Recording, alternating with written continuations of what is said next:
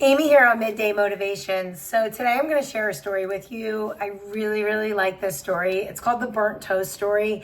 And there are a couple versions of this story, but this is the one that I really like.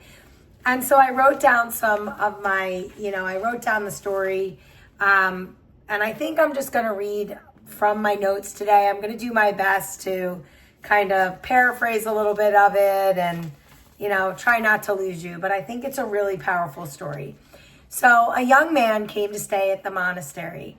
It's not a religious story, though. He didn't go there to try and find God. He was tired. Everything just felt off. I mean, he did have a great job and he used to be excited about it, but now it just kind of felt like a huge weight and he just wasn't happy. And so he stayed there the first night, and the next day he gets up and he's going to make his breakfast. And so he takes a piece of toast and he puts it on this old wood fire because that's what they have. No buttons, no tech, right? It's just you, the fire, your toast, and basically your attention. And he leaves it on for a few seconds too long. And so he burns it. And he stares at this piece of toast as if he had just failed some unspoken exam. And right away, he starts to scrape it with the edge of his spoon, muttering the whole time, "Stupid toaster," right? Like he has failed at life. He's so disappointed in himself. And so the monk, just kind of watching him, and then says to him, "Eat it." And so he stops and he looks up at the monk and he says, "What?" And he says, "Just eat it. Don't fix it. Just taste it."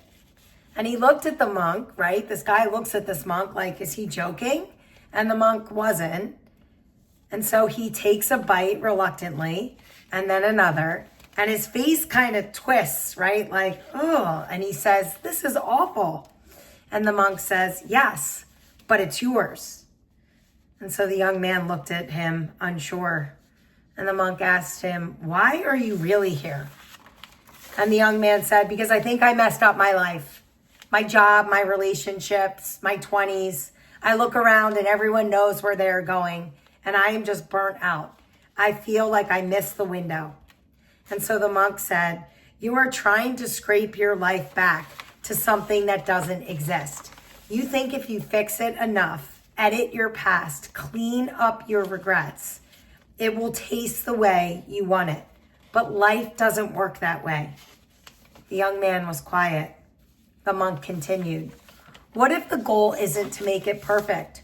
What if the goal is to taste it as it is and learn what you want different next time?" The young man didn't respond.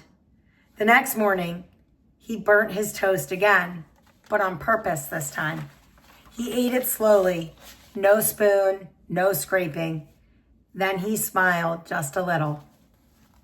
Right before he left, he said, "I think I've been so obsessed with getting everything right that I forgot life isn't the final draft. It's just breakfast over and over. You burn some, you get better." The monk said, "Exactly. You see, in life, perfection isn't the point. Presence is. Stop scraping your past. Taste what's here and let each burnt moment teach you how to cook the next one better."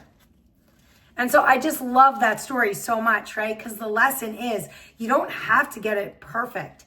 You just have to keep showing up, right? Toast it again tomorrow. Try a little less heat. Try something new, but don't stop eating, right? Don't stop living. You are not here to serve perfection. You are here to stay at the table.